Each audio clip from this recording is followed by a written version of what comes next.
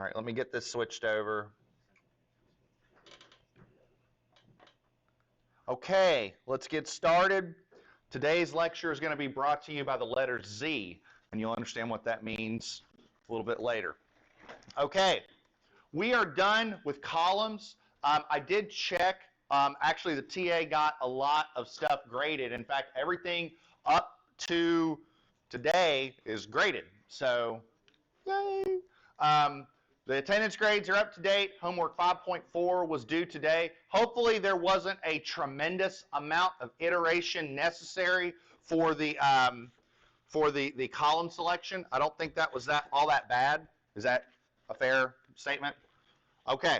All right. Today what we're going to do is we're going to begin our final big topic of the semester, which is beams. Okay? Because everybody seems to say, I just run around talking about beams. So today we're actually going to talk about beams. Okay? Beams? Beams. No, beams. Okay. Beams is actually going to take us a little while to get through it because there are two types of beams that we analyze and design in the land of steel design, and those are beams which are continuously braced and those that are discretely braced. So we need to understand the difference between both. We need to understand how to assess one versus another, and they are different. But there are some commonalities, and today what I want to talk about is some introductory theory. And really what we're planning to talk about is maximum capacity. In other words, given a beam, what is the absolute maximum amount of load that it could experience in bending? What is its ultimate maximum flexural capacity? Now, how many of you have had concrete design already? I'm just curious. Okay, I got you raising your hand. Anybody else already had a course in concrete design? Maybe from Dr. Zatar? So if you have had concrete design, the MP computation is going to be very similar to what you do for MN for reinforced concrete beams. And if you have concrete later, just keep that in mind. Okay, let's go back to Engineering 216, Mechanics of Deformable Bodies. All right, so one of the most fundamental formulas that you utilize in that course is sigma equals my over I. Okay, so let's just take a step back and let's talk about what this is. This is the formula which delineates the bending stress in a beam. Okay? And what it does is it says, all right, here's the beam. I have the beam subjected to some, I don't know, some distributed load. Here's the supports. And the moment diagram looks something about like that. Okay? So let's say I want to determine the bending stresses along a given cross-section. All right? So I could cut myself a section, and I could say, boom, here's my M value, whatever the M is for from the moment diagram right here. And here's a shape, and for that shape, I can compute the moment of inertia, right? And I know where the centroid is, so I can say that my bending stress profile looks something like that. Okay, and so it's a line, right? It goes through 0 at the centroid. The slope of that line is m divided by I. Okay, so think about like y equals mx plus b. So the bigger x is, the further you go. So y is measured from the centroid, right? So that would be y. So this would that would be y equals 0 right here. This might be positive values of y. That might be negative values of y, etc. So in order to utilize sigma equals my over I, we need three terms. We need the bending moment, which we take from the moment diagram, and usually we take where the moment is highest. So for example, probably like we're interested in as designers, that point right there. We take the distance from the centroid to the point of question, and then we take the moment of inertia. Now this is elastic bending theory, okay? And elastic bending theory is not enough in order to assess maximum applicable capacity in both steel and concrete design, and we're going to see that here in a little bit. Okay, now because we engineers are interested in design land, let's look at our flexural stress distribution. So this is just a much prettier picture of what I just drew on the previous slide. Okay, and if I look at this, so here's the stress distribution, zero stress at the centroid. Stresses above and below the centroid increase the further away you get from the centroid. Maybe as designers, what we're interested in is maximum bending stresses, right? And so under bending, the maximum bending stress occurs either at the top or at the bottom. With me so far? Okay. Now, if we look at the formula, right? Sigma equals my over I. What we could do is rewrite that like this. Right? That's just flipping around our fractions a little bit. And so what we do a lot of times in basic routine analysis and design, especially when we have symmetric cross sections. What I mean by symmetric cross sections would be like looking at this I-beam. It's symmetric about the green line, right? It's the same section on the top and bottom. Is what we might do is we might use a little bit of a shortcut, right? And instead of sigma equals my over I, maybe what we'll do is m over s. And s is this term, section modulus, okay? And so a section modulus is just a shortcut for sigma equals my over I. That's all it is, right? It's actually really easy to compute, okay?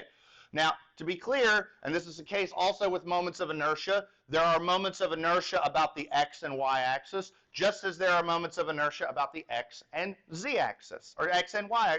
Sorry, I'm getting ahead of myself. Just as there are moments of inertia about the x and y axis, there are section moduli about the x and y axis. That's what I meant to say. Getting ahead of myself. So if I was talking about, so that's a great question. Let me illustrate that. If I was talking about the y-axis, what I would be talking about is bending the I-beam like this, right? So this would be the neutral axis, and I'd be looking at my stress distribution like this. What we tend to find is that under the same amount of moment, the bending stresses up here are higher than the bending stresses down here. The reason why is, even though the moment's the same, the moment of inertia is lower. And the moment of inertia is lower, same moments, stress goes up. With me so far? I want everybody to turn to table 1-1, to the W shapes. I want you to see something.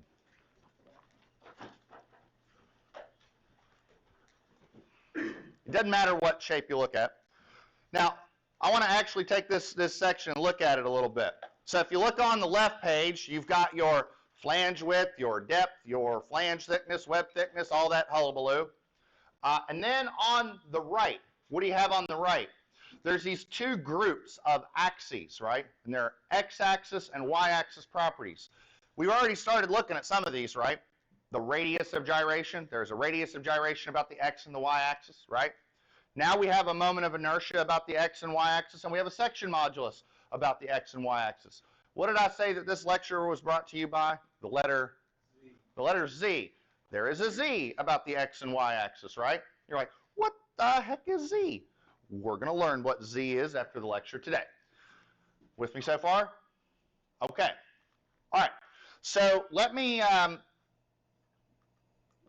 go to here. All right. So engineering 216 tells us that the bending stress is proportional sigma equals my over I. Okay, that's what we get from engineering 216. All right. So let's treat this like we are students in engineering 216. Here's our bending stress distribution. Oh, what happened there? So here's our bending stress distribution. There's that, right? Okay. Now, this is 216 land. So what's the worst case moment that a beam can experience? Well, where are the highest stresses? Maybe the top and bottom? So maybe what we should ask is, what is the moment that causes this stress to be Fy? Or this stress to be Fy, right? So we have sigma equals my over I, but really I can shorten that as m over s, right? And maybe what I'll do is I'll say set this equal to Fy, m over s, solve for m. Multiply both sides by s. And I get this. I get that this maximum moment is the yield stress times the section modulus. Okay? Now, what we're basically saying is that if I take Fy times the section modulus, what I will get is a moment that generates yield stress at the top and bottom. With me so far? But here's the big thing to keep in mind. Is that the largest moment that a beam can really withstand? No. Okay? Here's the beam, and I propose that this moment is when we generate yield stress at the top and bottom. But what about right here? Like, has this part yielded? No. This can keep accepting stress. This can keep accepting stress. This. Everywhere else can keep accepting stress. So what happens if we keep on bending it? Well, if we keep on bending it, what happens is we can start to accept a greater load. Now, I want to go through some of this math with you, because I know it's been a while, and we want to look at a symmetric beam. So we're going to compute the yield moment for this beam shown. Now, you aren't going to have to write anything down. I actually have it here in the slides. So we're not doing this example together. I'm just going to show you, okay? All right, so we take a look. We've got a beam that has 50 KSI steel. All right, it is symmetric about the axis of bending. Let's look at the I-beam. It's got a 12 by 1 inch top flange, 12 by 1 inch bottom flange. The web is 24 by 1 inches thick, okay? Now, the beam is symmetric about the axis of bending. I'm going to compute the section properties the long way. Anybody who had me for Engineering 216 would tell you that I have sort of an algorithm that I teach students on how to compute the properties of a given cross-section. I will actually probably do this with you together in Excel in the matter of a few minutes just to make sure that we all are familiar with this. Here's sort of the answer as to what it looks like. The first thing that we have to do is we have to compute the moment of inertia, okay? So the way this works, and I'm actually going to do this with everybody together just so you can kind of see where all this stuff sort of miracled itself onto the page.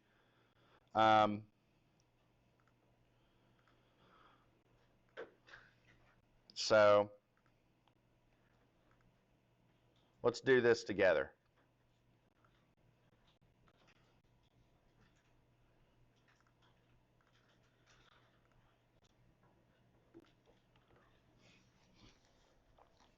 So this is how I teach students to do this in 216. So I set up a table, and we say A, Y, AY, I naught, D, I.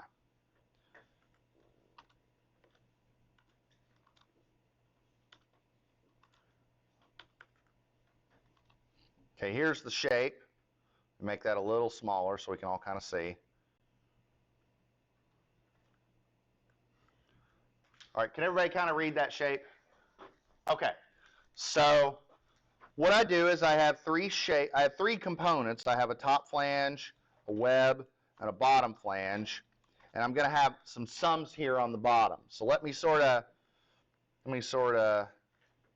make this kind of bigger. Let's do some shading here.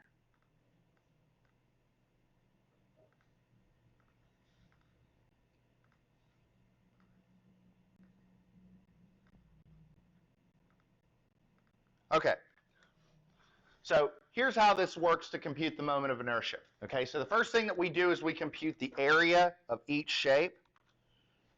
Whoa, I wonder what happened there. I don't think, this keyboard sometimes doesn't like me. Maybe I do. Let's try something. Let's use this keyboard. I like this keyboard a lot better. Sorry. Okay. Yeah. Okay, so 12 times 1, 24 times 1, 12 times 1, right? Sum that up. Right? Okay. Now what we're going to do is we're going to locate the centroid. Now this is a symmetric section, so this is kind of a waste of time. But I'm doing this the long way because if the section is not symmetric, this would be the algorithm. So the way that it works is you need to pick a reference datum. I'll pick the bottom. And I'll ask myself, how far from the bottom to the centroid of each shape? How far from the bottom to the center of that top or that bottom flange? 0.5. How far from the bottom to the centroid of the web? 13. How far from the bottom to the centroid of the top flange?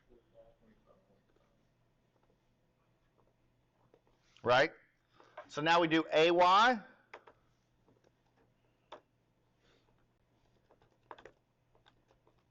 Sum that up. Then we say the centroid is from the datum 13 inches. But we kind of knew that looking at the problem, right? Now what we do is we compute the moment of inertia of each individual shape. How do you compute the moment of inertia of a rectangle? Width times height cubed over what? 12. There you go. BH cubed over 12. Okay? So we're going to do BH cubed over 12, but remember width is width. Width is the direction along the x-axis. So 12 times 1 cubed over 12. 12 times 1 cubed over 12. So for the top and bottom flange, these are going to be kind of small.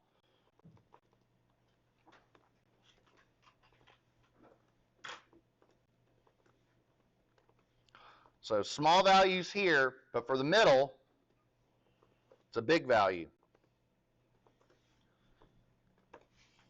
Right? Okay. These D values are the difference between Y and this. So that minus this minus this minus this. Okay? It actually doesn't matter which direction you do the subtraction because you're ultimately going to square these D values. So equals that minus that. And then I use my handy little dollar signs to lock that in.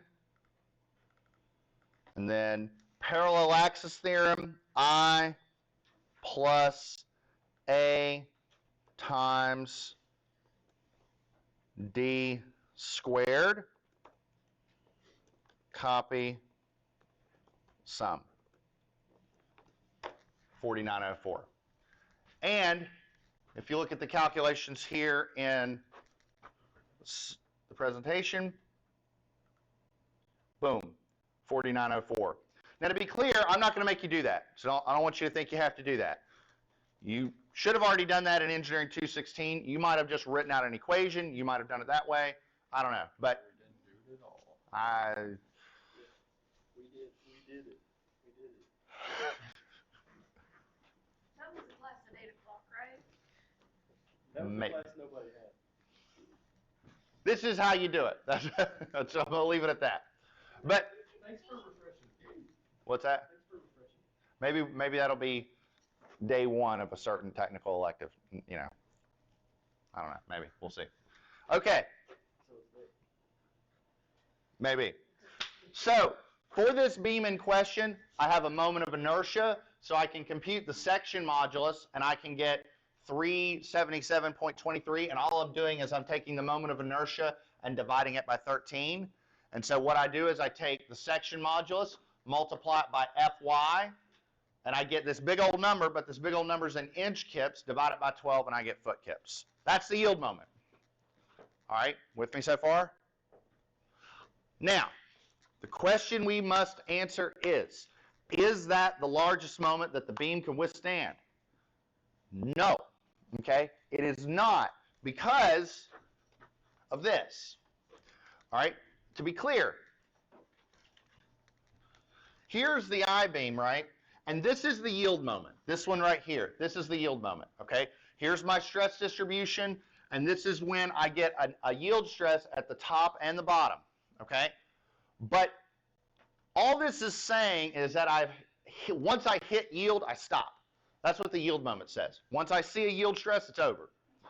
But that's not the maximum moment, because this might have yielded, like I might have a yield stress right here, but this is still doing just fine. I could keep on accepting load here. I could keep on accepting load here. I can accept load right there. So what happens if I keep on applying moment? Like I'm in the lab, I put some load on a beam that hits MY, and I just keep putting more load on it. What happens is the yielding penetrates throughout the rest of the section. And what happens is you start getting from here to here to here to this. Okay? This is the maximum moment that the beam can withstand. Okay? And the maximum moment that a beam can withstand is what we call the plastic moment, or MP. Basically, it's when the entire cross-section goes past Fy and we get into that elastic, perfectly plastic region on our stress-strain curve. Okay? Now, those of you with a degree of precognition, if My is Fy times S, how do you think we're going to compute MP?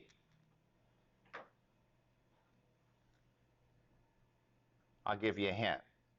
It's Fy times something. Times AI times Y. This lecture is brought to you by the letter Z.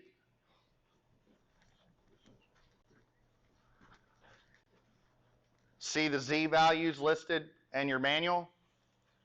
Notice how they're all bigger than S? See that? That is what Z is, if you're wondering. Z is the plastic section modulus. But we got to walk before we run. We got to take our time with this. So let's talk about MP and the plastic section modulus. MP is easier to compute than MY. That might seem counterintuitive, because like, wait a minute, Dr. Mike, you're talking about yielding and plastification, and it's actually a lot easier. Okay? Now, what we do for MP is we just sum moments. Forces times distances. Specifically, the force in each plate multiplied by the moment arm for each plate. Okay? So what we have is we end up having, each plate. So if we talk about each plate, it has some force in it times some moment arm, right? And the force in the plate is equal to the yield stress times the area of that plate times some moment arm. So all we do is we just sum those up, and boom, that's MP. But here's the kicker, okay? And this is what's really cool about steel. Steel beams, and this isn't always the case, but steel beams, particularly in building design land, are made of a single material, okay? And if they're made of a single material, then Fy can factor out of the whole equation. So I can factor Fy out, and then I'm left with this, the sum of area times Y, A times Y, A times Y, A times Y. That is a section property. Just like the section modulus is, we now have a new section property. We call it the plastic section modulus. Now, I made a statement there. I want to clarify that. I said that in most cases in steel design, the material is the same across the board. Sometimes it's not. In bridge design land, there is sometimes the usage of what's called a hybrid girder, and a hybrid girder might be something like a 50 KSI top flange, a 50 KSI web, and a 70 KSI bottom flange. The idea is that the tensile stresses on the bottom flange are kind of high, so maybe we'll use a little bit of a higher grade of steel so we can make that flange a little smaller. Okay, so the idea is bump up the grade, bump down the size. But it's an econ question. It's like, is it worth it from a money perspective? Well, it depends, but we can deal with that. But this idea is also akin to what you do in concrete design. For those of you that have had concrete design, if you have a singly reinforced concrete beam, what you do is you assume the steel hits Fy, you assume the concrete hits 0.85 FC prime, and you figure out where compression equals tension, and you sum moments. That's how you determine the capacity. That's basically it. Okay? Now, let me show you how this works for a symmetric beam. Remember all that Excel stuff that I did? I can look at this beam and compute the plastic moment in about 5 minutes. Actually, a whole lot less than that, probably a minute. All I have to do is remember, Z is just the sum of area times Y. And what I'm talking about is the area of each plate times the distance from the centroid. So the area of this plate is 12 times 1. And how far is it from the centroid? 12.5 inches. See what I did there? So the area of the plate, 12.5 inches. 12.5. What about this upper web portion, this sort of pink-red portion right here? The area is 1 times 12. What about the moment arm? 6. This is 12 inches, so halfway up to 6, right? Then the lower web portion, same idea. The bottom flange portion, same idea. In fact, if I really wanted to expedite this, I could just do these two and multiply the whole thing by 2. When it's all said and done, I get a Z value of 444 cubic inches. And then the same thing, multiply 50 KSI, divide, I get 1850 foot cubes. That was higher than the yield moment, okay? With me so far? All right, any questions on the concept? Again, we're going to do an example of this. This is what I'm interested in you all doing in class and on your homework, is the letter Z. With me so far? Now, here's the thing with this problem. The centroid is right here. But there's something else about this point. I propose that that point is where the area above equals the area below. There's this magic line where the area above equals the area below. They just so happen to be in the same place. The centroid and this new line I'm talking about happen to be in the same place. For symmetric cross-sections, that's true. But for non-symmetric cross-sections, not the case. So I'm now going to define for you a new term. Well, I guess 2 new terms, but the first one you already knew about. So, to handle non-symmetric sections, I'm going to introduce the following. I'm going to introduce what's called the elastic neutral axis, and I'm going to introduce what's called the plastic neutral axis. So, the elastic neutral axis, that's where the centroid is. The plastic neutral axis is the axis that splits the section into 2 equal areas, and those are not necessarily the same spot. And I'm going to show you an example of that very quickly. So, the plastic neutral axis, area above equals area below. Elastic neutral axis, sum of AY over sum of A. Again, not necessarily the same thing. Let's see. And then sometimes what we'll do is I might say that S is the elastic section modulus and Z is the plastic section modulus.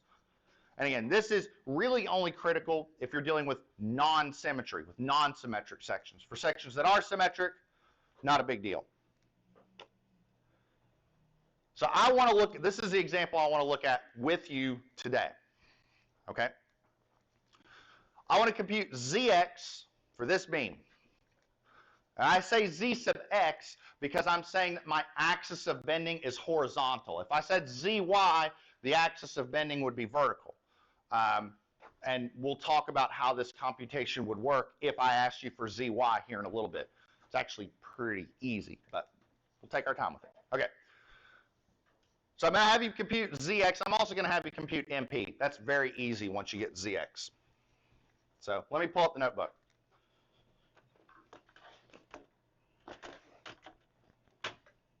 What happened? Ooh. Okay, there we go.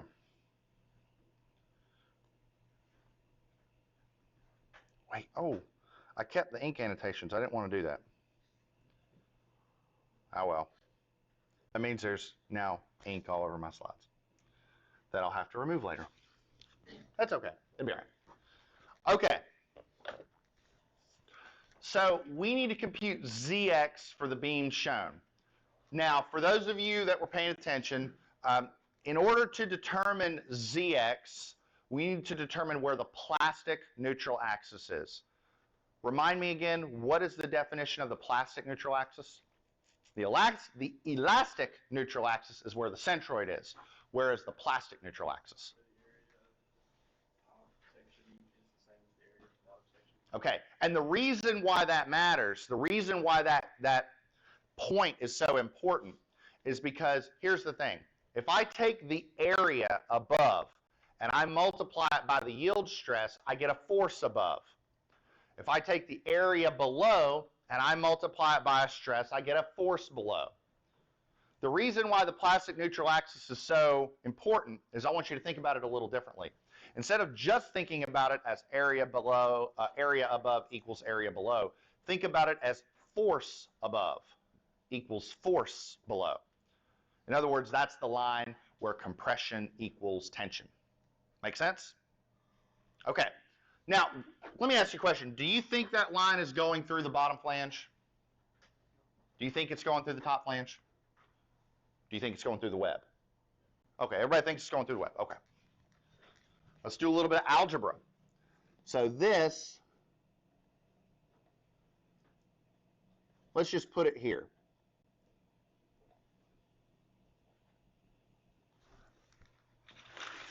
Now, where is that?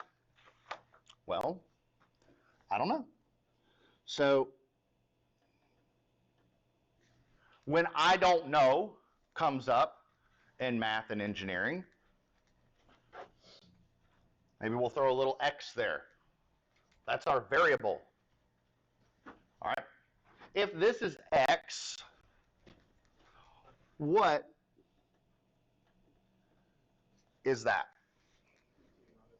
32 minus x. Now, I'm going to put a note here.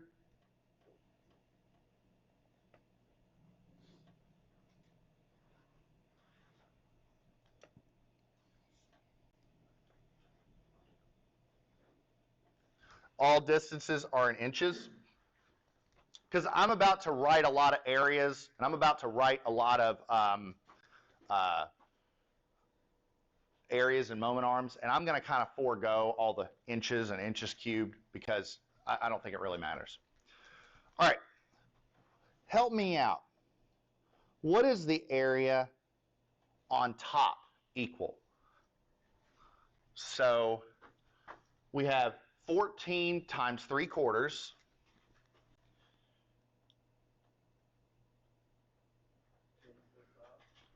plus what? Well, we'll handle that here in a second. But what plus what? The area of the top section of the web. Okay. What do I write? I'm asking. 32 minus x times 5. 32. Okay. So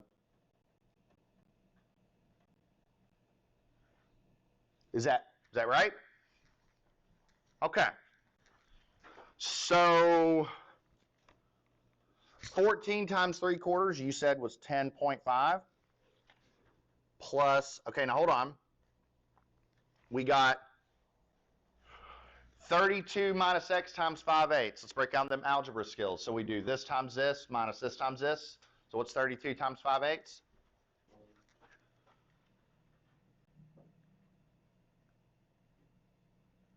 So is this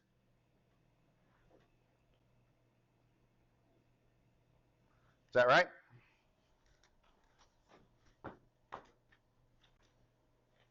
Looks right to me, unless I did something wrong. All right, what about the bottom? Okay, so area of the bottom is, so we have 18, here, I said I was going to forego that, and then habit got to me, times 1 1/4 inches, so that's this bottom flange, plus what?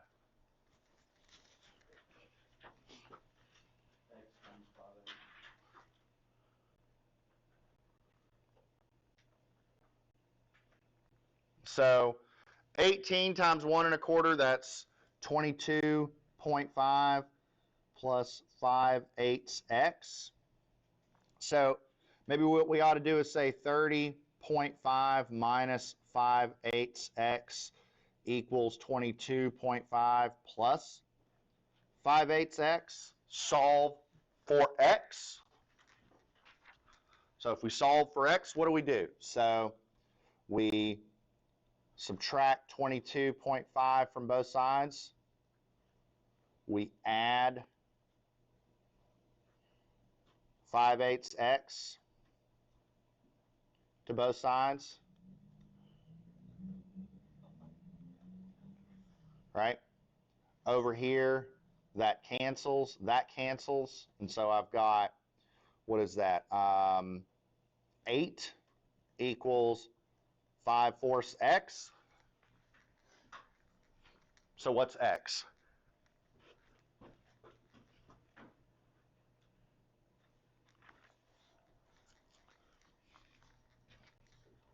6.4. Do I have a second on that? So here's my shape.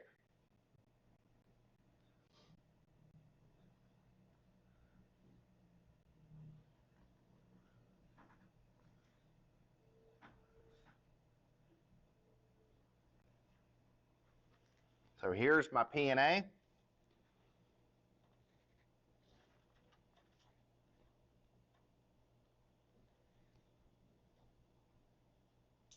So here's my P and A.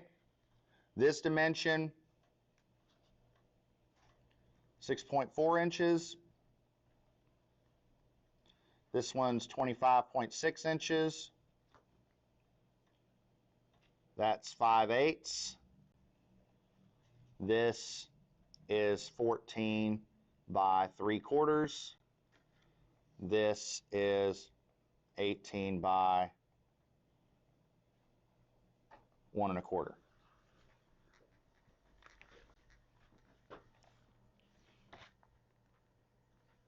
I'm going to stop for a sec and say, is everybody okay with this? Does the location of the P and A make sense? Well, think about it. The bottom flange is bigger, right? So we need more web up here to make up for the shortfall in area. So the fact that the bottom flange is bigger says the P and A should hug down closer to the bottom, right?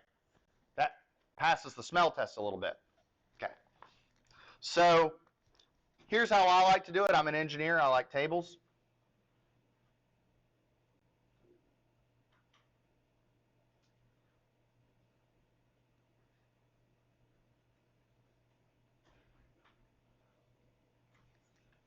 So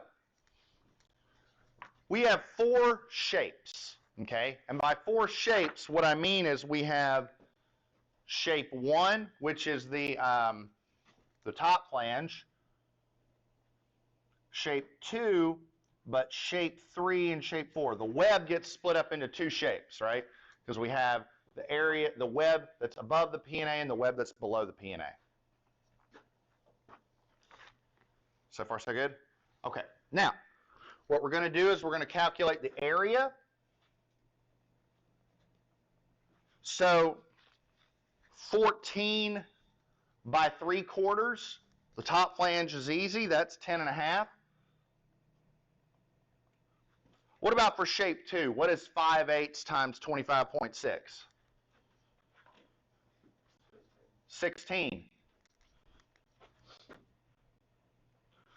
What about the bottom? 6.4 times 5/8? 4. And what about the bottom flange?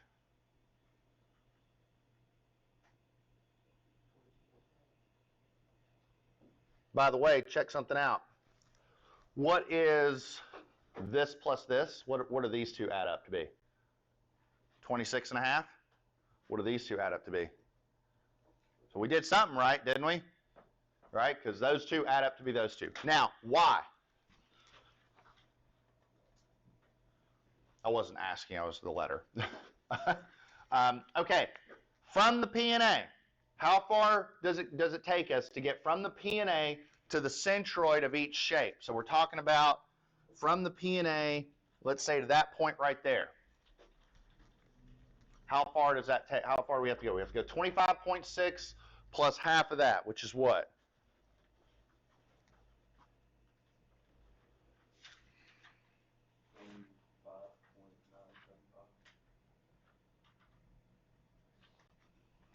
Okay. What about to the center of shape 2? So we're going to right there. Huh? Well, hold on. This is a rectangle, right? To the center of that shot. I was thinking center of the whole 12. Yeah. No. 12.8. 12.8, just half that.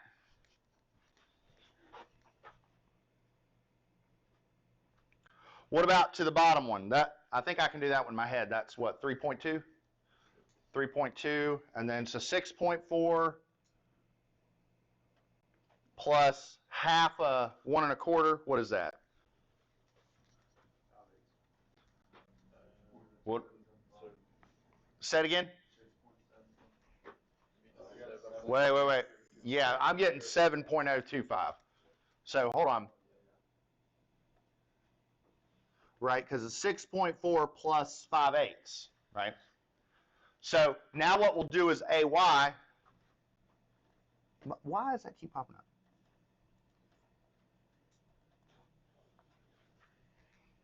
So all we do is this times this. Let's actually carry through the decimals. The reason I ask you to carry through the decimals is because they actually all kind of cancel out in the end for this problem. And this is an Excel-friendly calculation as well. So what's this one? Normally I wouldn't care if you carried out the decimals, but they kind of all cancel out. Works out kind of nice in the end. 272.738.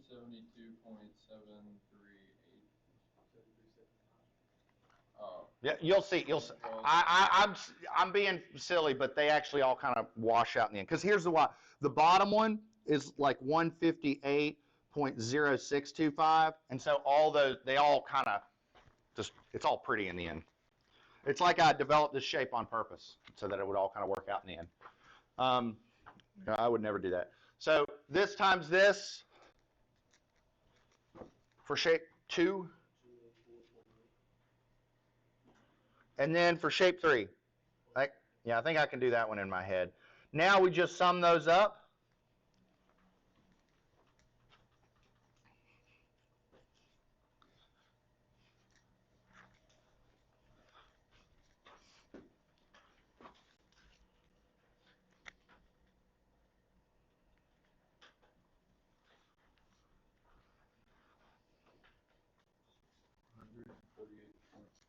$648.4. Do I have a second?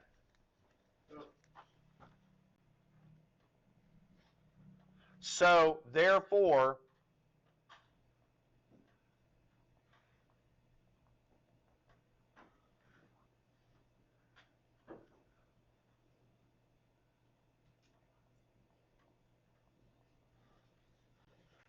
that's it. This is easy, right? Hopefully it is.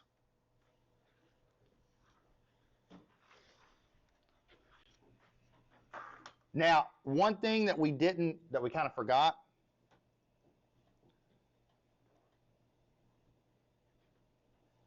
is if you want to compute MP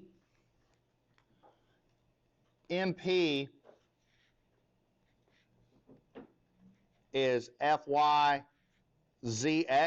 And by the way, I throw a little line through my Z's so that I don't confuse them with 2's. So, y'all do that? Okay, all right, just make sure. All right, so 50 KSI times 648.4 cubic inches is what? 32.4. Say it again, 32,420. And that's going to be inch kips, right? So if I want to convert that to foot kips, remember when we drew moment diagrams in 312, we tend to do them a lot in foot kips. I divide that by 12, and I get something like 2701.67.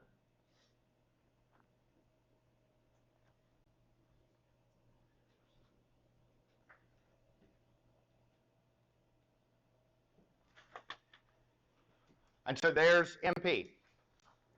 And now I'm going to show you something to sort of like call it, but I want to stop for a second and see if that made sense. Do you know whether to use CX or CY? That's a great question. Okay, so ZY. Okay, so ZY would be this.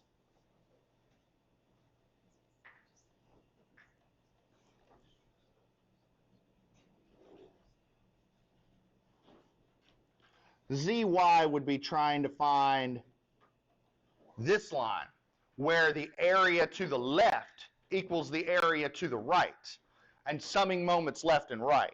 So it would be like area times this, area times this.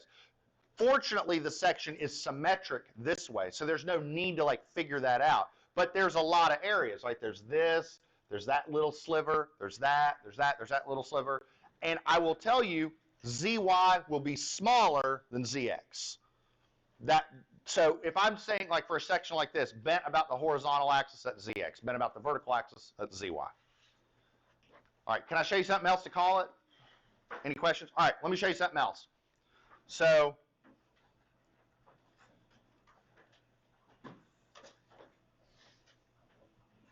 all right, this beam right here, watch this. If I were to do all those Excel calculations for this beam, it gets a little nastier, right? So what happens for this beam is the centroid, so what do we do for the centroid? We get area, y, AY, and we do AY over A, right? Sum of AY over A to find the location of the centroid. And when you do all that math, you get this. That is not as pretty as the 6.4-inch value that we found for this problem, right? The centroid and the PNA are not in the same spot. Don't believe me? Do it, you know? Just do it. Take my word for it. Don't take my word for it. Just do it. Now, in order to determine the yield moment, what we do is, so because we have a yield moment to the top and a yield moment to the bottom, because these aren't the same, what we basically do is we do MC over I for the top, MC over I for the bottom, and take the minimum, and we end up getting like 20.9 foot kips, which is smaller than what we got for MP, right? MP is always bigger, okay? So again, and to be clear, I think MP is easier too from a computational standpoint. With me so far? The letter Z, we're not done with it yet. We're going to be using it for the next few lectures. So with that, I've given you a homework assignment where you have to compute Z for a different shape. It is actually a channel that looks like this. So, but if you can find area above equals area below, I think you're going to be good. Sound good? That's all I've got. I will see you all on Friday.